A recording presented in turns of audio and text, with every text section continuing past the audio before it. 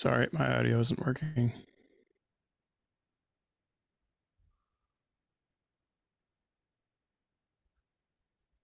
Check. There we go. Are you guys talking about the phasing thing? Yeah, where Brian's Yeah. kind of sounding like phasey. Yeah, I mean, I'm looking at my Apollo settings. I don't have anything. Are you? Sometimes you'll get double tracking if you don't mute the channel that has your mic on it. Like it'll Check. feed back into itself. How about now? Keep going. Check, check, check. No, still flanger. That's weird because when I record and play it back, I don't hear anything. It was just the last two records with Andy and then Check. this one. Was there any changes that you've made? No.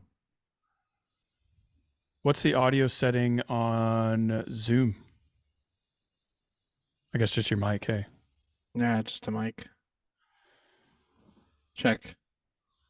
And it's definitely not coming out of your monitors and into your in-ears? No, it's only headphones.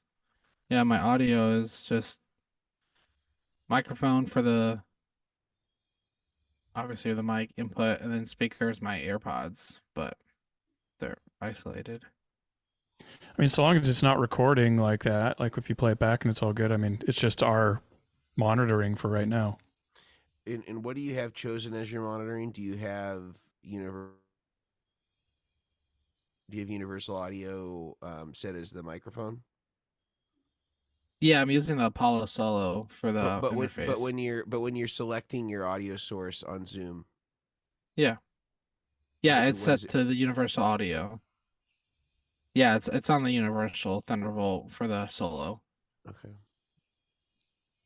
Does the audio profile matter? Because I know we were messing with it last week to try to get something with Andy, like to do the so we could hear the true stereo signal.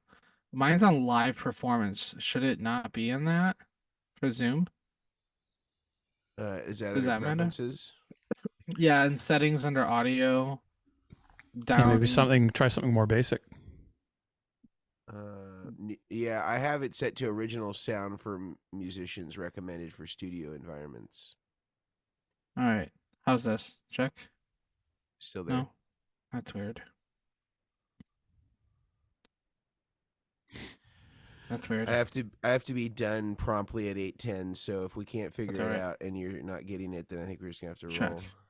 Yeah, that's fine because the recording I would just say yeah. as a just like a secondary thing, Brian Hunter still, I think he is embarrassed to tell you, or he's afraid that you'll be upset with him, but he's spending probably 4 times as much time on your audio than he is on everybody else's. Because I guess there's like stuff where it gets cut out, or like where the file gets delivered where like part of the audio is gone, and then he has to use like a combination of Zoom audio for part of yours. So I just send him a backup of your audio from Zoom every time because he said that it's just not consistent. That's weird. Yeah, I don't care if he has to tell me.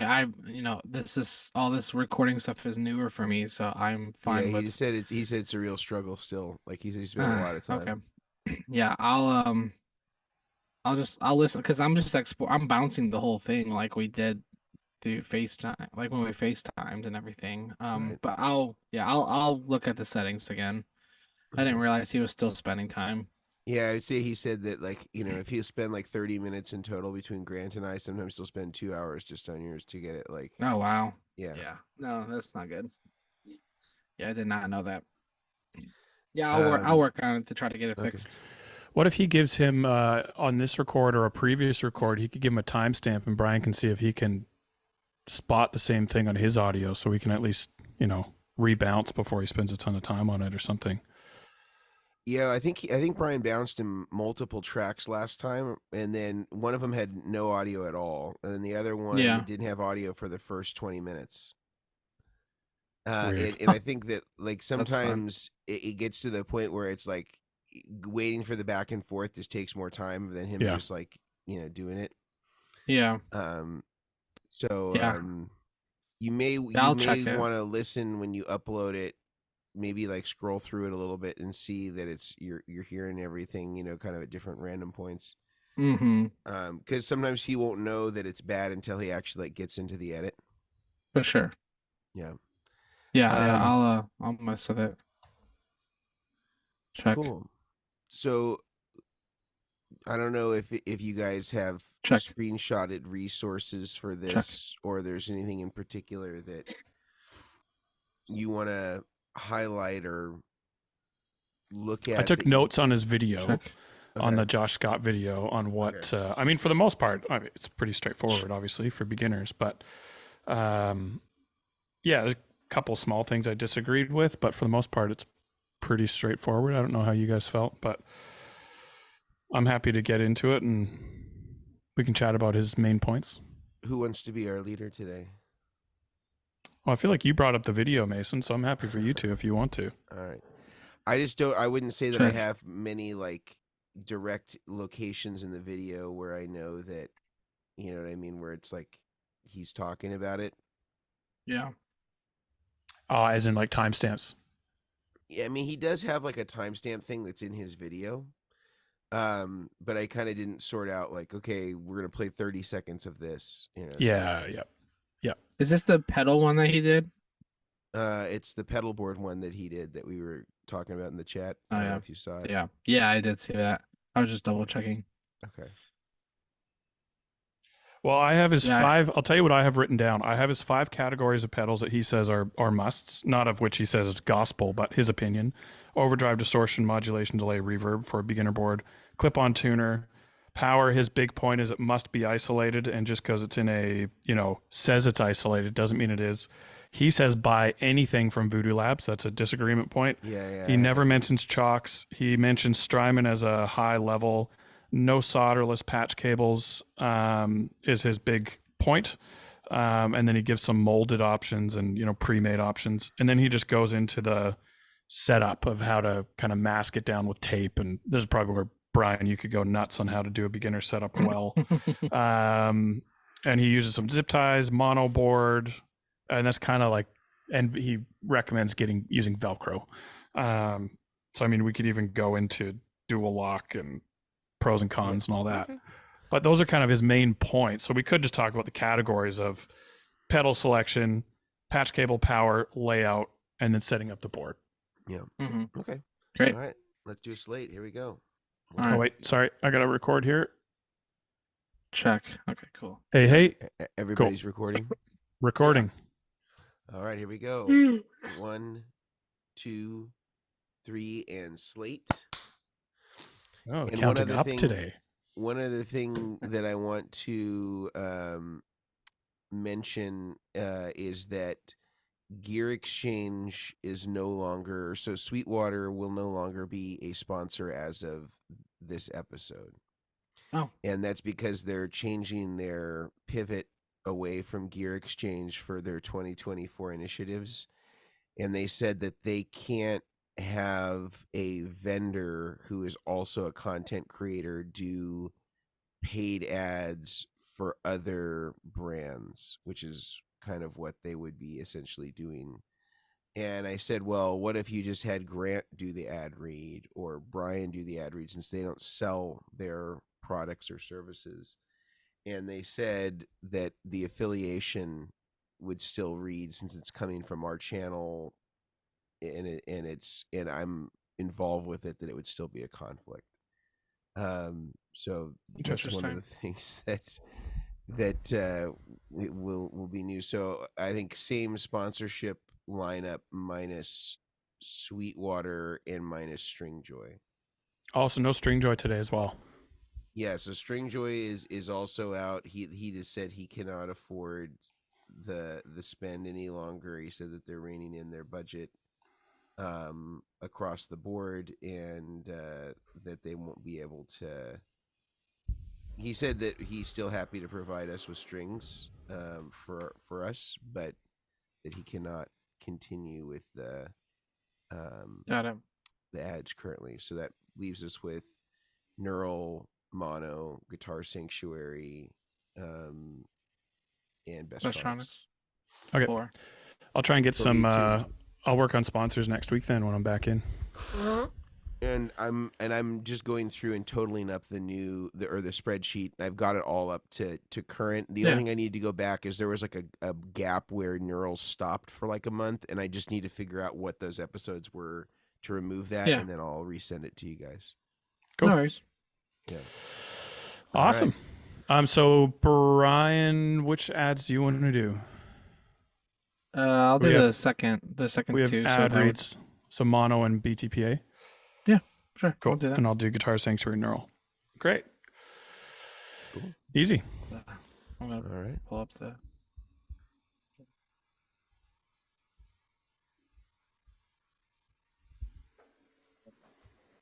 Okay, I'm good to go. All right. Chairman of the boards, welcome to all. Whatever time zone you celebrate, we welcome you here. And we're talking about today the recent video that was put out by our pedal lord and savior, the great Josh Scott from JHS. Just what a cool guy, first of all. I think that I think it's a rarity that you would find anybody to say anything bad about what it is that Josh is doing, and the freedom with which he gives away information and creates amazing content for the good of the order. I'm certainly a fan of what he does. And in recent weeks, he published a video about something that's definitely more in our wheelhouse and less of his wheelhouse. And it was about creating and building a pedalboard from scratch with the focus of it being for a beginner. So if I were to say share my screen, you could see his thumbnail here, and I'll just blow it up nice and big so everybody can see it. And it's how to build a pedalboard beginner tutorial. And this pretty much follows from A to Z the processes which Josh uses to build a pedalboard, and kind of use the main staple food groups. Now, you could make a claim to say, well, he's primarily using his own stuff. Well, in his 3 series, which are all pedals that I think are $99 and less, and they all have 3 knobs, and they kind of perform basic functions like distortion, overdrive, reverb, etc. He uses those as kind of the template for this. I don't have any problem with that. I think that they serve a purpose to that end. But I wanted to kind of go through and kind of go through each section that he talks about during the build process and see if we are 100% in alignment, or if there's little tweaks or caveats that we may make to his suggestions to building a beginner's pedalboard. Because I know we've all sort of done content, or we've done some sort of videos that might mirror some of this stuff, and where we might just make it slightly better than it already is. And I would say it's already actually really great, in my opinion, for pretty much everything that's recommended there. But any initial thoughts, gentlemen, as we sort of dive in to some of the points of the video? Come on, Brian. Pedalboard master. Yeah, no, I mean, I thought it was a great video. It had some really good thoughts. I think there were some, key components maybe he missed, or other not missed, but other recommendations. When you were watching just that zip because tie being pulled, did you find that it was making your blood pressure increase? maybe a little, Maybe we need to do one full episode on how to do a zip tie, just a zip tie, Omilion style. Just proper zip ties, not like, because you'll get people like, I'm just gonna go off book right here, but like I have these super they look small on the screen, but they're actually a really thick industrial Beefy one. even. Yeah, very beefy. Thank you. And Yeah. that for me drives me nuts when people use them because I just don't like it. But that's Oh, also as in a it's too personal big. choice. It's too beefy. Gotcha. It's too bulky. So no, there's a whole thing. There's a whole. It's like you're. It's like you method. got an F350 to pull your, single bicycle on a little tiny Exactly. trailer. Like it's just overkill. Exactly. Exactly. That's the first analogy I could come up with on the spot. It wasn't I like perfect, but it. I think it got the point across. Yeah, Yeah, it's okay. good. I It's like good to it. know that in addition to having a Miata, Grant's also got a dually sitting back there. The in the really. garage. They just have that juxtaposition: the Miata on the right and the dually on the left. Perfect. It's all about the context. I think the video is actually really good, and I love that Yeah. Josh, you know, with all of his influence and clout in the industry, that he did a pedalboard video. And he even, I have to say, he even stipulates in the video what he is saying is not necessarily the one and only way, which we say a lot on this show as well. There are changes, and he even got the girl from Get Offset. I am blanking right now. I have met her and chatted to her. I'm completely blanking on her name, but either way, she does a lot of pedal reviews, and he got a second Emily. opinion. And Oh, yeah. Emily, thank you. She disagreed with unknowingly, I think, but she gave different suggestions than him. He's like, "Oh yeah, great point." And so I do think a lot of this stuff is very much subjective, but there are some things that the three of us, I think, solely, you know, really focusing on the pedalboard side of a rig, can maybe chat about today to give a different perspective. Not right or wrong.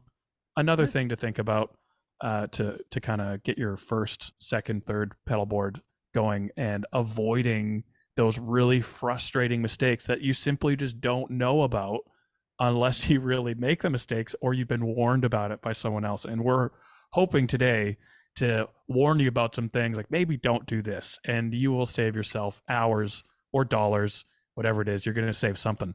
And I think that's what today's really kind of about. Yeah. So the first major section he goes into is he talks about, you know, picking pedals, and I think, if I'm to recall, and we'll have this video linked for you if you come to YouTube or in the show notes if you're listening. He talks about picking the pedals, and so I think he identifies kind of what he considers to be the sort of primary food groups that you would want to use in the course of choosing pedals. And I think it was pretty standard, nothing out of the ordinary. He was suggesting a clip-on tuner, but that could very easily be translated to a tuner on the pedal board up front. I think he has like compression, overdrive, TS9, distortion, modulation, delay, and reverb are his five, like, these are the starting points. So basically 2 gain, mod, delay, reverb. Yeah.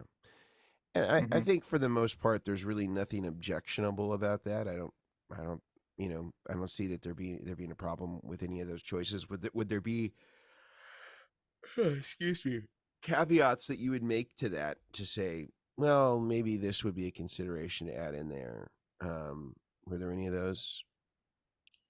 I think the main thing, and this is, I mean, again, subjective, so listen in that lens, but the overdrive choice, I feel, is one of the most important in this context, one of the most important things you kind of want to, you know, take a little bit of time on. And I think my first question when picking overdrives to ask, or something to consider if this was my first board, is what kind of amp are you using? Is it the Klon? I know it's a beginner board, but can you shell out $8,000 for an original Klon? Yes or no? And this isn't a beginner board. So I think, as an example, like if you were using an amp that already had quite a bit of mids in it, then, you know, that'll affect what kind of overdrive you're going to get. And now we're, you know, is this a beginner conversation or not? I don't really know. But I would say if I was going to boil this down to a beginner conversation, I wouldn't necessarily just blindly get a TS9 or a TS9 style pedal. I would probably try out and see which one you kind of like. I would try out a TS9. I would try out a Klon and maybe a Blues Breaker as an overdrive, and just go to your, you know, local music store, go to the Guitar Sanctuary and say, I'm new to overdrives. This is my amp, and I want to try out a few different types of overdrives to see what I kind of like. Can you help me? And they will get you a few different types. Yeah, and Guitar Sanctuary is a safe space, as the name implies. So exactly, it is a sanctuary of tone, and we are all searchers here. We're all on our journey. So I would probably do something like that. I wouldn't just blindly except in overdrive, I would make sure that you're happy with your guitar and amp tone, and then I would start adding things in that complement that tone that you already like, and I would probably kind of go from there. Yeah. No, I'm on the same page. Like I listened to the video while driving in, and it happened to be the one day that we had like a huge traffic jam. So I got through the whole video, which was great. And the the tube screamer being the first choice, I understand why it's like, his first choice. A tube screamer is a very common circuit for a lot of people to kind of just, like I just pick. They're like, oh, I have to have a tube screamer. You don't have to have a tube screamer. It's like, do you like that tone? So, like for me, I don't like tube screamers. Hate me if you Oof. will. I Brian, I'm going to don't. disagree with you there. Sorry, I don't. I just Sorry, don't. not tube sorry. screamers. Sorry. Well, see, I'll be the controversial one today. That is my. Can this safe be word. a passive aggressive episode towards Brian? This can Like be just this little can be. jabs throughout the rest of the episode now, just because Just he do doesn't it. like tube screamers. It's not that I don't like them. I do like them. It's not my main, if I go for a drive, and I just had a consultation with a guy yesterday who had a tube screamer on the board, and he goes, I just don't like it. It does this type of noise, and it's too harsh sounding. I want it to do this, which we ended up looping onto a blues breaker, like a JHS Morning Glory or something. But that's like the reason I don't like. Excuse me. The reason I don't like two screamers is because to me it's not. I don't feel like it's my sound that I like. It's not the tone I like. So if you like them, great. That's you. That's the cool thing about this is that we all kind of can pick. But blatantly say it has to be a tube screamer is not always the case. It's definitely a try. Try a couple things out. Find which one is your tone. And yeah. So I'm on the same page. Besides us not being on the page about tube screamers. Yeah, of course. Which I mean, you call yourself a guitar player, and that's great. But this is kind of one stroke against you. I don't know what you guys think about my next comment here. I'm happy to be the next one on the chopping block, but I would almost say if you are very new to effects, I would almost err on the side of getting effects that are a little bit more over the top. So when they're on, they're on, such as I'd be curious what you guys would think about me suggesting as a first board getting something like a fuzz with a really Velcro-y over the top sound. So when it's on, the effect is on and you can really start tweaking rather than something more subtle like a Klon style overdrive that people often run at, gain quite low, volume up a bit higher, and it's more of almost a boost approach. But I would be curious to get an overdrive and a fuzz, both of which when they're on, they're a little bit more obvious, and then going into your modulation, delay, and reverb. Chances to roast me, please feel free. Brian, you're in disagreement, I can tell. That cheeky smile says it all. I'm not. I'll let Mason go first. Oh boy. If he has any. I don't know that I'd say fuzz necessarily unless you were gravitating toward artists in sort of your pedal choice that might be some Jack White maybe sound. Yeah, I mean if you're really talking about super Velcro-y stuff, yeah, I'd say if you're into that sort of thing, like of course, like get that, like the Tube Screamer or the Rat won't get you that. Although the Rat at high gain settings can kind of get a little bit of that. It can get nasty. Yeah, I would say that there could be obvious substitutions, but again, if you're truly a beginner, you may not even have that connection, that like a fuzz is that sound. And so, I think a lot of the suggestions that Josh makes are things that are kind of trying to give you a baseline, and then as you start to develop more of an understanding, you can embellish that signal path and substitute products as needed. And this is kind of going to get you, in the door, and then you're going to kind of learn and educate yourself, and you're going to understand what certain things mean or what the characteristics are of a tube screamer. So now you have a comparison point to go into other effects. So I don't know. I mean, sure, somebody who's into Jack White and they know that that's what he uses, God bless, do it. But I think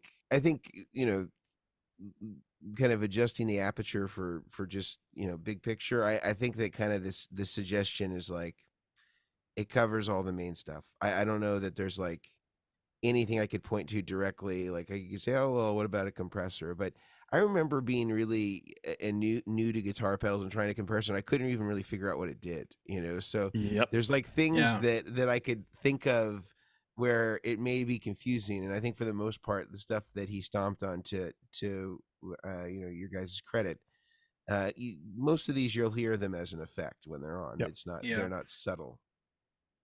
I also second the compressor thing, being quite confused about it. Like, why did I pay all this money for something Yeah, that I is was like, what does this thing the do? input jack is connected to the output jack, and that's it. Yes. Yeah. No. Yeah, I couldn't hear that subtlety. I remember getting like a Keeley compressor too, like the 2-knob, you know, and that was like the thing to get. And I was like, Yep. man, what does this thing do? Yep.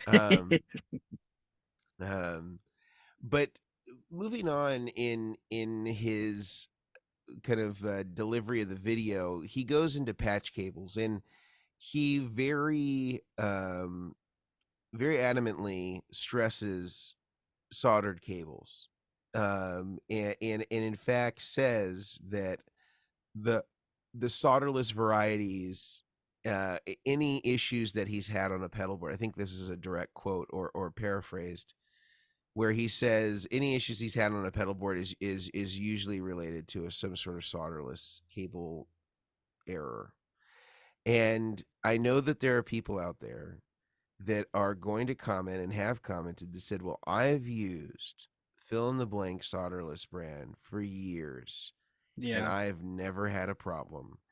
And all I can say is count yourself lucky. Somebody, George L is lighting a candle for you every night. And you're doing the sign of the cross before you fire that thing up because it's on borrowed time. And again, just because you have a connection doesn't indicate the quality or how consistent or intermittent that connection could be. Like I know on solderless boards, sometimes you can just jostle them a little bit and then all of a sudden everything comes back to life. Like that shouldn't be the standard to measure a guitar cable against. Well, it always comes back, you know, sort of thing. And so I appreciated that he was really adamant on soldered cables. And then I also appreciated for the people that don't want to do that and they want to go with a pre-made, and I think he uses those Ernie Ball ribbon cables. I thought it was interesting that he characterized them as like, I think he called them like unrepairable or he had some sort of They were the Planet Waves molded ones that he's basically said good value for money, but you can't repair them. I can't remember if he said the same thing about the ribbons. And the same thing about the ribbons, because they're you can't take apart the jack. It's like everything is part of the unit. So I suppose it's not 100% true that you couldn't repair them. They just wouldn't repair very nicely. Like you'd have to like trim it down and heat shrink it and do all sorts of like weird stuff to it to get it to possibly repair. But I think what he means is, yeah, like you can't unscrew the jacks and resolder it, you know, if something goes wrong. So I was in full agreement of everything you said there. What about you guys? Yeah, I think the only trick nowadays is these types of cables are great for the standard mono, nothing crazy going on type pedal. But more and more pedal makers these days, for the sake of trying to get a smaller enclosure and fitting more hardware into one box, are needing to use specialty cables with which none of those options he gave are going to suffice. So I'd say for a beginner board, absolutely, but very quickly you're going to find yourself needing more cables, and that's where you need to, you know, maybe go with some HOSA stuff or some other, you know, molded options or something like that, that are specialty cables, or get them custom built, or learn how to make them yourself. So yeah, I think, I mean, I didn't have any huge issues with the cables he suggested. I have customers. I've never used the ribbon cables myself. I have customers that, you know, are pretty big fans of the ribbon cables, but I can't speak for them personally from my own experience.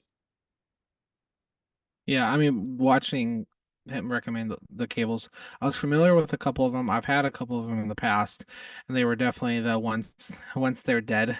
Like once they're done, they're done. Like there's no repairing them, just because of how they're molded. I think a comparable option, and I think a lot of those were like, and there's nothing wrong with his picks or anything. I think they're easy to get.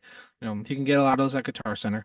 You can order them on Amazon. Like there's easy places to get them. But like if you're ordering those cables online anyways from someone, you could easily go to Goodwood.com, goodwoodaudio.com, Creation Music Company, all these builders that do already have. I'm not sure if you have pre-made cables, Grant. I think yours are all custom, right? There's Looper kits kits. that are pre-made, but yeah, that's probably Yeah. less of a beginner thing.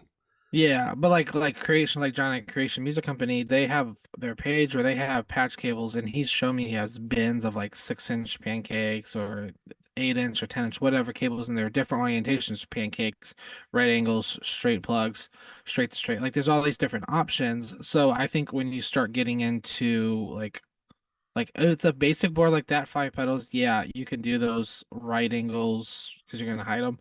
But if you're getting into like a switching thing, you're adding a Fender switchboard like we talked about last week. You're adding that into the setup. That switcher physically cannot work with those big bulky right angle type um, patch cables. So I think going the route of finding someone, a builder, custom having them custom made is always a great option too. Especially like I saw the lava right angle connector cable he had. It was like $25 for this like 6-inch right angle cable. But for like $25-$30, you could have a custom cable with the orientation of a pancake right angle or straight. There's all these different options. So I would say definitely investigate. Um, especially if you're going with a switcher as your first time building a board. I want to tell you guys one of my biggest warnings for people that are buying pre-made cut to length cables, like a 6-inch pack or something. But first, I want to tell you guys about two of our sponsors that make this episode possible. The first one is the Guitar Sanctuary, and that is, we've already mentioned it today. You can get your cables there. You can get pedals and try out different overdrives, delays, all that. You could go in there and just say, hey, I have no idea what effects I need to get. This is where I'm trying to end up. This is the destination in Tone Town, and the Guitar Sanctuary will help get you there. They are in McKinney, Texas, and definitely one of the best shops you can go to check out and get your next pedal guitar amp purchase. Check them out at theguitarsanctuary.com. I also want to tell you guys about Neural DSP. Neural DSP is the company that is responsible for the Quad Cortex, which we are all very grateful for. It is a multi-effect system, so it has all these overdrives, delays, reverbs, all in the one unit, and you can program that and create different sounds as much as you want. They also do a wide range of plugins, which they are very well known for, and recently released a full amp suite from Morgan, which is really cool. And I know a lot of you guys would love the Morgan amp suite by Neural DSP.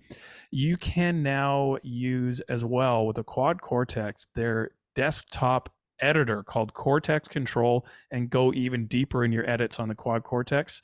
And lastly, I want to tell you guys how you can save money with Neural DSP. You can use the code Chairmen, CHAIRMEN, and get 30% off all of their plugins that are 90 days or older. So that is 70% away from free for the Quad, or sorry, not the Quad, the Neural DSP plugins. And I think you guys are going to really love it. So check them out at neuraldsp.com. Now, back to the episode. I want to tell you guys one big warning if you're listening and you're about to buy some patch cables. In Josh's video, he basically plugs in the pedals in series, both in signal chain and just their placement on the pedal board. So they're all, beside each other, one into the next, into the next. So you don't need any long patch cables. But one of the mistakes that I've made when I was much newer is I had a 2-row pedal board, and you're going across the bottom row, maybe, compressor, overdrive into a tremolo. And now you need to get from the tremolo in the bottom left to the delay in the top right. And all you have are 6-inch patch cables, but you need something like a 24 or a 30-inch patch cable. And so I would say before you purchase your cables, just make sure you've actually measured out, and it just needs to be approximate. You don't need to go crazy here, but measure out all of the patch cables. So 6-inch for pedals beside each other, that's great. But if you have any longer distances, like a bottom left of a board to a top right, just try and plan that out a little bit beforehand, and it'll be one of those things that it'll save you another round of shipping or not being able to use a cable that you already purchased. And I think you'll be glad you took that extra couple of minutes just to write down the actual lengths that you needed. Yeah, I agree. So let's move into the next part, which was power supplies. And I think just from our conversations offline, this is maybe the only component where we really had a disagreement. He kind of goes through, and I think does some great things where he talks about that the word isolation can be abused, especially as it relates to certain companies overseas that are selling, let's say on Amazon, where they'll say it's an isolated output, but it's actually, a group of daisy chained outputs. And then maybe there are one or two that are isolated, but for the most part, they're not. And then he goes on to kind of say, here's an example of, a quality isolated supply. He mentions Voodoo Lab. He mentions Strymon. And he said anything with Voodoo Lab is great. And I think that that's one place where people who are more experienced in the world of building rigs, because I think Josh would admit that he maybe, builds rigs for himself, but generally is not anywhere near the volume of any of us as far as how many times they've built rigs, the number of times they've dealt with these power supplies. And this isn't to say that Voodoo Lab makes a bad product. We're not saying that. I'm not saying that. But what I am saying is that some of the Voodoo Lab products, especially in the way that he used the power supply, I know he didn't use a Voodoo Lab power supply, but by putting a Voodoo Lab power supply underneath the board for almost every model would be problematic. And we've got another episode that talks about power supplies that you may want to check out, where we go into the differences between what's called a linear power supply, which is characteristic of most of what Voodoo Lab makes, with the exception of the Voodoo Lab Paddle Power 3, 3 Plus, X4, and X8, which are kind of their newest supplies. All of the other supplies that they've made are all linear, and that means they have a transformer, and that means when you put that underneath other pedals, you can often get noise associated with the magnetic interference of the transformer and its interaction with the pedals, and this can relate or induce a lot of noise into the rig. And I don't think Josh maybe is aware of that or hasn't built enough rigs to know this, but I think we've all had our experiences using a Pedal Power Mondo or a Pedal Power ISO 5 or a Pedal Power Digital or a 4x4, where you've put it under something and it causes a heck of a lot more noise. I also think that on the power supply end, he kind of mentions Strymon as the top. And I think we would all say that Chalks is actually the best. 100%. And I wouldn't say it's because the Strymon is poorly designed, because it isn't. It's very well designed. But I would say mechanically it is inferior to Chalks. And Chalks also, well, I'll let you guys talk a little bit about Chalks. Why would you, Grant or Brian, say that Chalks, why would we call that the premier power supply? I would say like the build quality of the units. That's a huge factor, especially with like how many, like it's seeing seeing a touring board versus seeing someone that's just like a local player or a hobbyist playing. You'll see how much of a beating these pedals go through. And I've had multiple musicians. One of mine is Doyle from the band The Misfits. He is, I don't know why it's thumbsing up. It's on the screen. He is very, very hard on his rigs and all of his stuff. And I put a chocolate. Thank you. I put that on his board, and we haven't had any issues because That's a big supply too. It's huge. It's bigger than what the board needed. He had some extra ports on it, but it's the one he wanted, and we were able to bolt it down to the board, which is great, and I highly recommend it. and the connectors. It's the RC, like, as bulky as some of those RCA connectors can be, especially compared to the 2.1 millimeters. I don't care because of how consistently like strong they are. Like there's not a lot of wobble. A lot more There's durable. no wiggle There's at no all. wobble. Yeah, They're very But it hard to makes get it on. hard to like pull them apart. Yeah. Yes. Yes. And I did a board where I put like a DC7, DC7, an expansion, and then like a four. I lined them all up on the bridge on one of your Vertex boards, and I was able to shut the lid, and they all lived like, and there were still pedals underneath. Like, so like they're so low profile, but the power and everything is just, it's just really good. On top of the fact that every of all of like all the newer stuff all has that 9, 12, or 18, the dip switches to do all the different types of power. 15 and 18. 15, 15 and like 18. that right there, that's an SGI. Like you can power an SGI for like a radial SGI, which I have one over here, and like that kind of stuff, like stuff like that takes like a power like that. It's not common to have on like a Strymon, so you're having to do adapters. So that's my two biggest things is the durability of the unit and of the jacks. What about you, I'd be Grant? curious to hear your guys' thoughts if you've had a similar experience. Goodwood has been doing rigs since 2010, so 14 years. Mhm. I have never once had a Chalks power supply come back. I've never had an issue with it where it's like, oh, we got to go get a warranty Mhm. repair, or that's not to say that there aren't ever faults, because it's a mechanical system. It will have faults. Yeah, if you give it enough years or you put out enough products, like no company is perfect. But I personally have never had a fault on a Chalks power supply. And so, I mean, it just, they're just incredibly built. And I will say, if you have had a Chalks, way back before they had their new line out, they used to be quite heavy. And so if you're trying to, keep weight down on a board, and that was your primary concern for flights or whatever it is, Chalks might not have been your first choice just because of weight. But their new line, the DC7, the 8.4, Crux, all that stuff, super lightweight, but still has that build quality that you would expect from Yeah. Chalk. So in the context of doing a setup, I always tell guys they're a little bit more expensive to set up, at least from Goodwood, because the RCA connectors are actually quite a bit more money. So it's just costs more to install them, to do custom power cables and all that.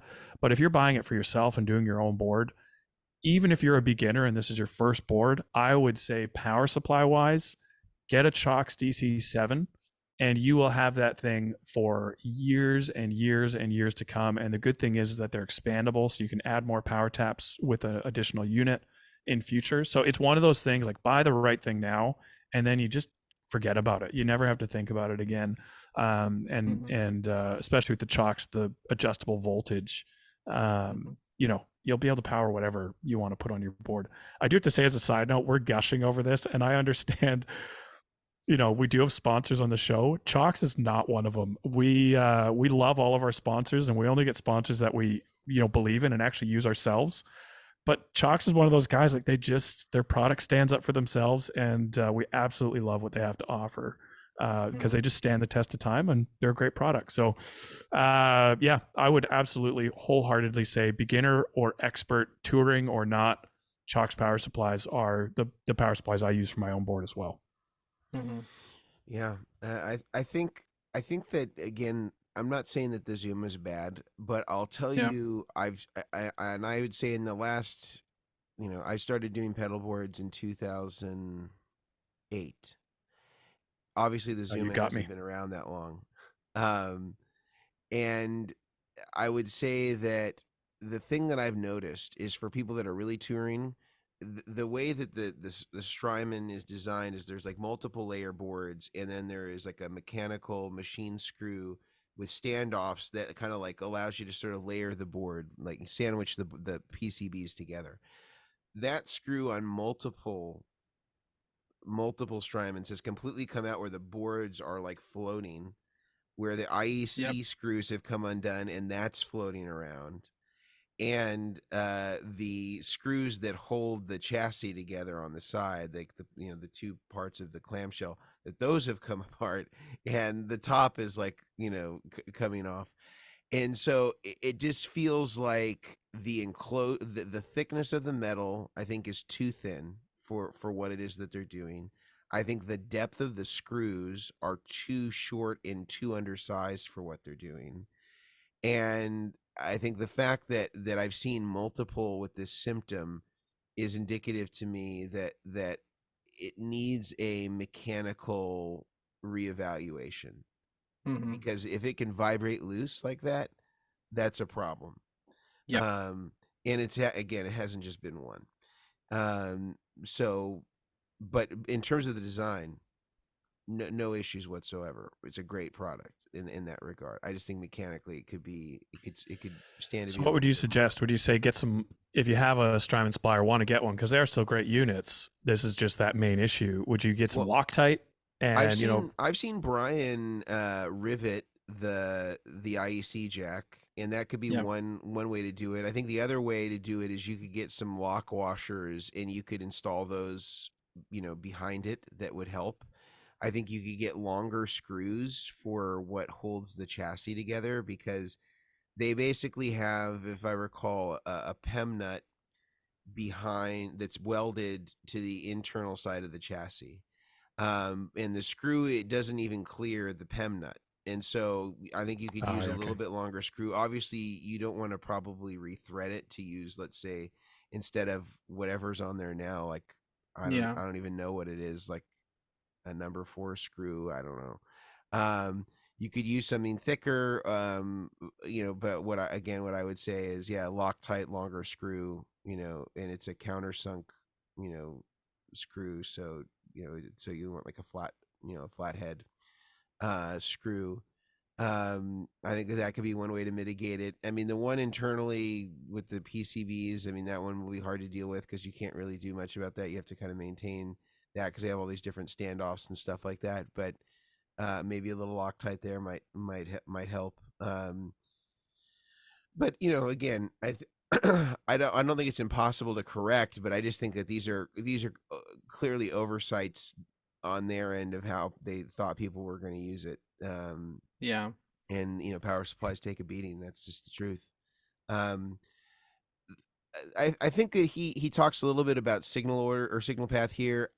I don't really think it's worth spending too much time on, because I think it's a pretty standard thing that I don't think we would have any disagreements with. I mean, I think that, again, for a beginner, I wouldn't get into parallel routing or stereo or switching your overdrive and distortion positions necessarily. I think we can kind of leave that alone. I think maybe we just move straight to Velcro. And the thing that I thought was interesting with the type of Velcro that he's using is he kind of decided to implement it in a similar way that we would use dual lock, whereas I think ordinarily people, when they buy Velcro in the style of what he used, they'll just carpet the entire bottom of the pedal board so that they have some ability to move pedals around without having to reapply Velcro. And so, to give you a visual, if you're listening to this or are unsure of what we mean, normally with 3M Dual Lock, which is all of our preferred adhesive to put pedals down on pedal boards, this is a little bit different than an ordinary Velcro, and it is much stronger than Velcro. You can pick up an individual pedal off your pedal board, and it will bring the whole pedal board with it. It is so strong. And normally what you do is you put a few squares in the corners of each pedal, or maybe a small strip if it's a kind of a narrower pedal, and then you mirror it with the exact same material, so you don't have like a separate material for the surface and the pedal, and you can mate it to each other that way, and you kind of only use it where you need it. You don't carpet the whole bottom of your pedal board with this. And so Josh took a similar approach using conventional Velcro. And I think that even if you are going to use it, I actually think it is a good idea to use it in this way, especially if you're planning to do nice cable routing, because one of the drawbacks of carpeting everything is you really can't do much cable management using zip ties. Like, I guess or in tie down mats, like I guess you could zip tie stuff together, but it's just kind of like floating there loosely on the board. So I don't know that for a beginner the use of dual lock may be necessary. I kind of appreciated that he did it in this fashion. I think it definitely looks cleaner to me. Functionally, I don't know that there's any real benefit. Did you guys have any sort of opinions on the way that he decided to do the Velcro? Yeah, no, I like the fact that he didn't carpet the whole thing. And I've seen, I think Grant has done it to where he actually did like hook and loop something and did a piece of, was it the hook or the loopers? You did something on an anchor, and then you were able to like Yeah, stick it I to the had board. I had a customer that really wanted a customer that really wanted the carpeted top or to keep the carpeted Yeah. top. But obviously, if you're paying someone to do a setup, you want clean cable channels. So yeah, I got a bunch of individual anchors, put hook on the back of the anchor, and then stick it down. By no means is that perfect, but it definitely did work in Yeah, that yeah. context. But definitely not my preferred approach. Yeah, I appreciate the fact that he didn't also just slap an entire strip of Velcro over like the sticker on the bottom, because there's a lot of people that they're like, I have one client, his over here, he's very adamant that like I don't know if I even have one, not to put like this like over the serial numbers and stuff like that. So And for it's those just, listening, that's not putting the Velcro over the serial yeah, numbers or yeah. yeah, yeah. Yeah, because then once you rip that off, because a lot of manufacturers, they put the sticker right in the bottom on the center, like, and I always have to end up moving that sticker if I can to like the side of the unit or something. But the fact that he just did the skinny strips was great. It does make it look cleaner with the fact that he didn't carpet the whole board, especially because, like he said, you'll collect dust or hair or dog hair or the Yep. the Cheetos that you just ate before the gig or whatever you snacked on.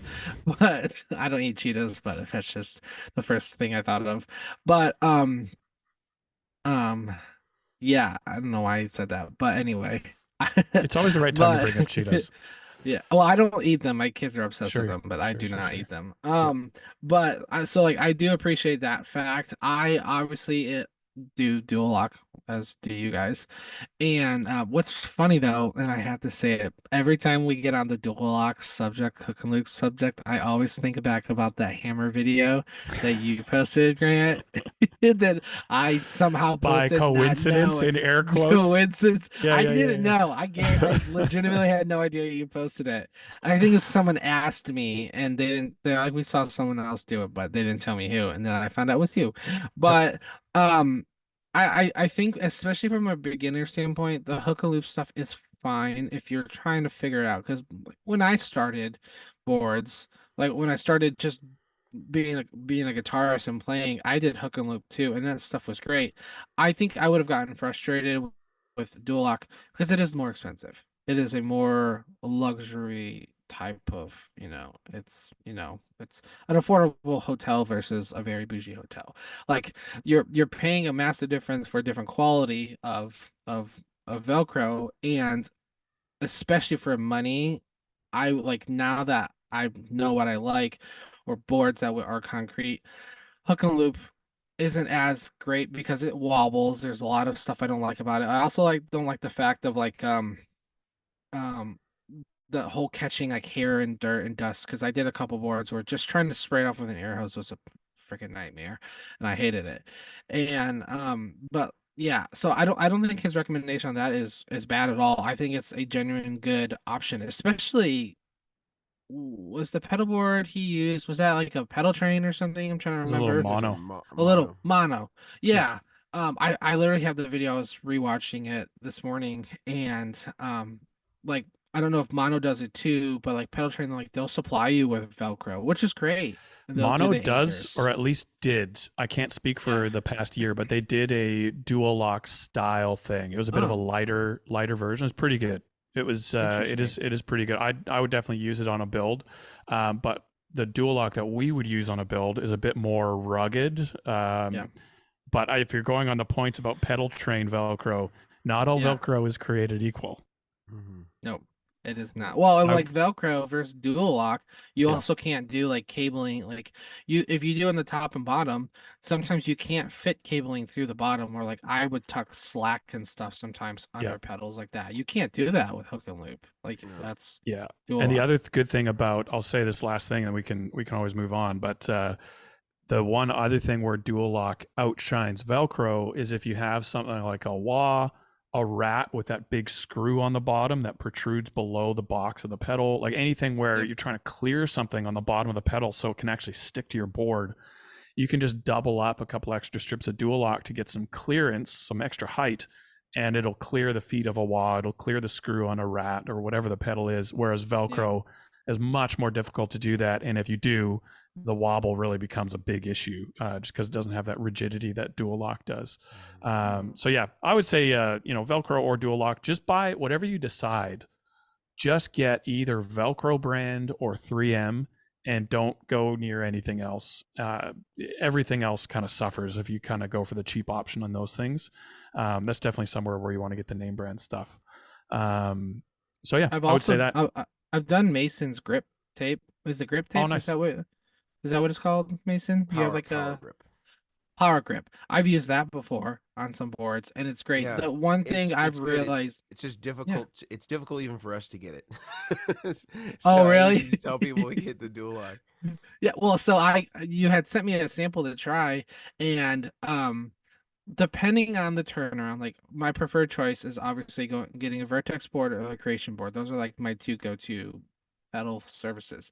But depending on how quickly I need something, I have a third company that I've used, kind of like last minute type of thing. Like I need something quick, and I've realized that some of these, like I'm doing this board for Aaron from the band Intervals, who's actually from Canada, Oh, Grant. nice. Good day. And he I have the board in the case, but the type of the material on the board is like an ABS plastic, like I think type of thing.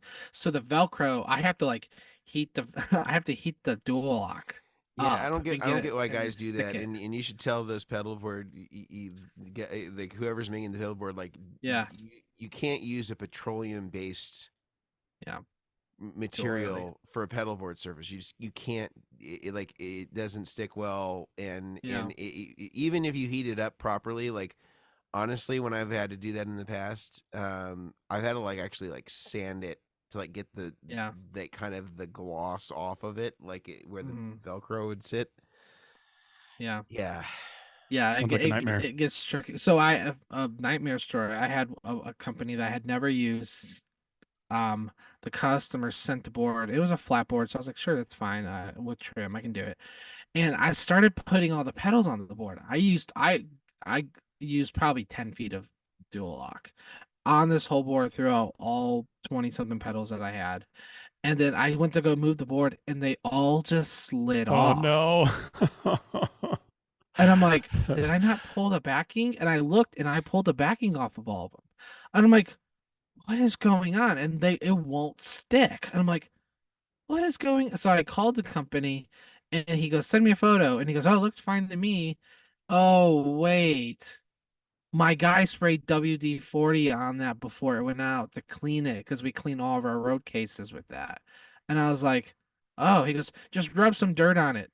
There was nothing on this earth that was gonna make that board actually work. Like it was like I tried Oh, everything that's of sanding rough. it. It was rough. So they had to send me a new one. But so don't use WD-40 on Yeah. on a board like that because it You was can also really use rough. like acetone or something like that to Yeah, kind of like get that off. But Or dirt, apparently. I But guess dirt. I've results used may vary. denatured alcohol. I've used denatured alcohol to clean or rubbing alcohol to clean boards, which is fine. But yeah, never WD-40. That was a learning experience. I was like, oh yeah, I would recommend not doing that again. Uh, all that's right, awesome. well, let's We need to do our last ad break here, and then we can finish up the show. Hey. Yeah, absolutely. Yeah. So our final two sponsors are going to be the guys over at monocreators.com. We always talk about how great their stuff is because it is. I think we all have a plethora of mono cases, from Good word. backpacks, thank you, to dual guitar cases, to I literally have a DJ bag that I modified to fit my quad cortex setup in, Nice. and it's amazing because I have all so many pockets. It's crazy. So the guys over at Mono Creators have a code, Chairmen, CHAIRMEN, for 10% off at monocreators.com. Go use the code. They got power supplies. They do have carbon fiber flat boards. They have a new angled series rail pedal board, as well as their other small, medium, or large style pedal boards. Go check them out. Power supplies, gig bags, pedal board bags, backpacks. They have everything. You'll love them. You won't be disappointed in the quality. I can also confirm with those, dual lock and Velcro does stick very well to mono Yes. boards. Big Yes, plus. it does. Very much so. I have a board that I'm doing a second mono small right now, and they are wonderful to work with. The guys over at Bestronics in Chicago, or btpa.com, they are, I will say it every week, simply the best. Unintended. Brad and the guys over there have great, great inventory of different types of connectors, cabling, channel snakes, stuff that you need to do looms. They have you covered. They have a discount code to chairs to save you a little bit of money. It's DACHAIRS, DACHAIRS, for 10% off. Go use them at btpa.com. Again, you won't be disappointed. They are high class, high quality. Brad is always on point of getting your stuff. So check them out. Awesome. Well, with our remaining few minutes here, I want to just touch on one of the last things, which was the cable management side. And I feel like I don't even need to say anything. I'm just going to immediately turn it over to our resident, our resident chairman of neatness, and who keeps all of the cables flowing beautifully. Brian, what was your opinion on the cable management, and do you have any suggestions or improvements based on what you saw? And maybe we'll finish on Yeah. that final thought. Yeah, I think from a standpoint like of Josh explaining how to just kind of coil them up and stuff, it's fine. Especially if you're in the newer realm of getting into pedal world. I can understand the thought process of it's underneath the board, you're not going to see it or whatever. It's fine. You're trying to figure out how you want the board to sound. That like it's fine. It's probably gonna be turn a drinking game after this of how many times I've said fine, but screw it, I don't care. But I think his points of wiring the powers of the power supply with the pedals is great. I think it's very basic. I think from a standpoint, if you want more neatness, there are things that you can do, like you can do think of the way I would do is from the power supply, you have to just think of where each cable is going, and then instead of bundling up all the cabling underneath and like clumping them together, kind of like what he had did, so it's just like a spaghetti pile of cabling pancake together. Like the excess cabling, if you're using dual lock, you can tuck it underneath the pedal. You can hide the cabling and stuff and still make it clean. It's really easy. Um, I will even do a video of how to do it in 30 seconds if I have to show someone how easy it is. But there's also facts of like, especially if you use dual lock, you can tuck excess under the power supply. So there's little things that you can do to make things cleaner without it being over the top. Not doing 100 anchors on a small tiny pedal tray nano or something like you don't have to do that. But I think if you can lay out your cables, say you have, okay, so 5 pedals. The way I would do it is the first 3 pedals, I would do the first 3 cables on the bottom of the anchor, and then the last 2 I would put into the grooves of the top 3. So you're still coiling them together to make them look nice. But where that is helpful is if you need to change out a pedal, if you don't label it. I label all my power supplies and stuff for like what is what. But if you're not labeling the unit, it's easy to trace where those cables are going to, especially if you change out the pedal to say you change out from an 18 volt to a 9 volt. So when you put in that 9 volt accidentally, you forgot to change the power. So there's little things like that you could do to make it a little cleaner, a little easier to manage.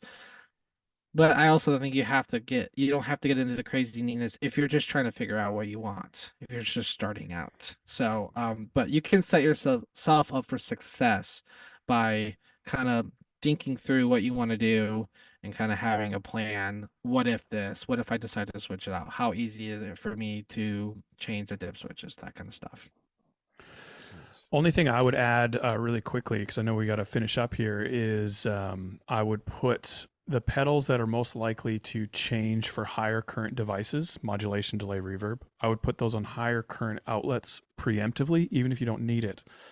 So if you do change out your delay pedal for something that's a bit more thirsty, you won't have to rejig your power. In the same way, I would, oh man, I had another one I really wanted to share with you guys, but I think it's probably gone now. I do love Brian's point on labeling everything. Here it is. He quickly mentions the pedalboard surface and not leaving yourself with too much extra room. I would, for a beginner board, disagree with that to a point.